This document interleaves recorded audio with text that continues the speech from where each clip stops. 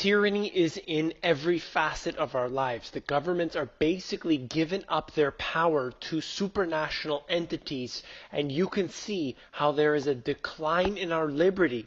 That goes for the US, goes for Canada, Europe, and every country around the world, and we are all under the power of this elite. And I will show you things today that people are unable to deal with. They decide to just put it off, and they think, I don't want to deal with that. Don't worry about it. I have my 9 to 5 job to worry about, and I'm hoping that somebody else is going to take care of it. Well, that's never the case. It's never have been the case. The future is getting worse. It's looking more grim as the days continue on.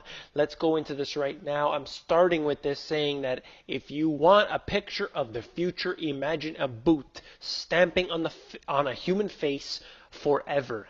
If you don't recognize that, that's from 1984 by George Orwell. And that's exactly what's happening. People think, you know what, you're trying to scare people. You're a fearmongerer. It's not so bad. Look how wonderful it is. Well, you know what? In many cases, life is beautiful.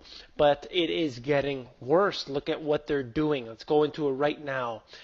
Talking about the IMF. The IMF is just one of many, but they are the biggest in this financial influence around the world. They're able to come into a country, they give that country basically terms and conditions they can't pay back, but they're forced into getting it. Why? Because the high-level politicians are all working for this elite that goes beyond the government structure. People don't realize it. I did a video fairly recently about the left-right paradigm. Please check that one out. And basically, people are thinking, well, the liberals didn't do a good job. I'll vote for the Republicans, and they will fix it. And then the same thing happens, and vice versa, all the time. But it is this elite structure that exists above the government in institutions like the IMF. Look at how they ruined Greece. They took Greece, which was a failing economy, and they made it absolutely worse for the foreseeable future. It will never get back to normal. You have the Qatari emir buying islands. There's people there looting that country, and it will never be the same again. Let's go on. The UN is another one of these institutions that just makes its own quote-unquote laws, and then we're supposed to follow them. Look how they just infiltrate countries saying, you need help? Okay, we're coming in. Do they even agree to that? And if they do, is it really the people who want them? Many countries around the world that have the UN, that have, for example, the American Empire in their country, they're thinking, well, I don't want them there, but the politicians are the ones, signing on these papers and this sort of thing. They don't want them there. They don't want supranational entities. They want their own countries to be strong.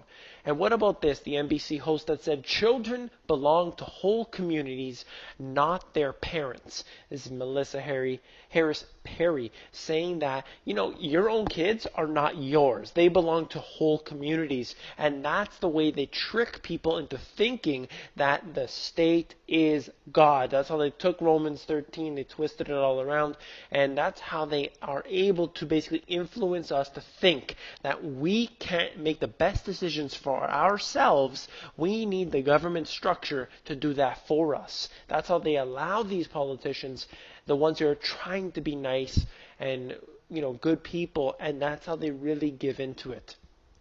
This is about the medical education system and the education system in general, actually. This happens to be for the United States and Canada. And I'm talking about the Carnegie influence. In a book that I read from Charlotte Thompson Iserby is fantastic. It's The Deliberate Dumbing Down of America. I read the abridged version.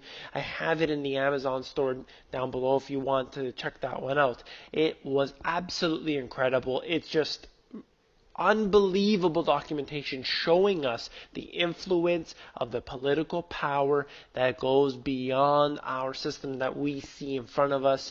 The politicians don't work for us. They're working for the elite, and it goes through everything I'm covering today and so much more. And what about the medical system specifically? GlaxoSmithKline pleads guilty and pays $3 billion.